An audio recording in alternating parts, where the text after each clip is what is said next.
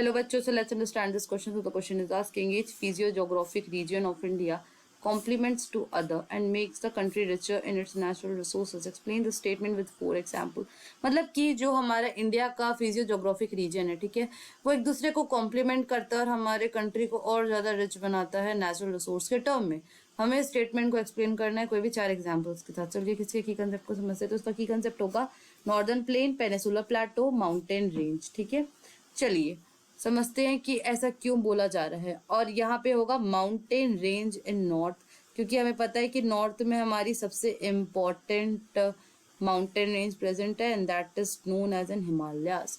तो northern plains की बात की जाए तो इसे one of the most fertile agriculture area इसलिए कहा जाता है क्योंकि यहाँ पे आपका आता है एल्यूवियम. ठीक है, और इस एल्यूवियम को लाता कौन है? तो इस एल्यूवियम को लाती है यहाँ पे नदियां, जैसे कि इंडस हो गया, गंगा हो गया, ब्रह्मपुत्र हो गया.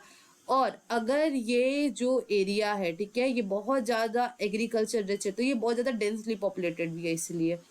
और ये आपका बहुत सारे इंडस्ट्रियल रॉ मटेरियल का सोर्स भी है, जैसे कि कॉटन, जूट एक्सेट्रा. पेनिसुला प्लेटो की बात की जाए तो यहाँ पे बहुत सारे मिनरल्स मिलते हैं, जैसे कि कोल, आयरन ओर एक्सेट्रा. ठीक है, और यहाँ पे भी एग्रीकल्चर प्रोडक्ट्स हमें मिलते हैं.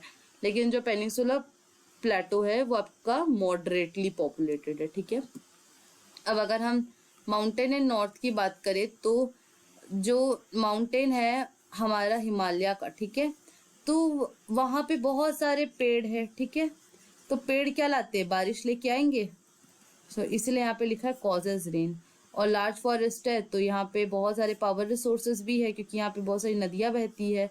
और अगर यहाँ पे फॉरेस्ट है तो यहाँ बहुत सारे एनिमल्स भी रहते हैं. वाइल्ड लाइफ का यहाँ बहुत अच्छा वो है. सो एक इकोलॉजिकल बैलेंस यहाँ पे है.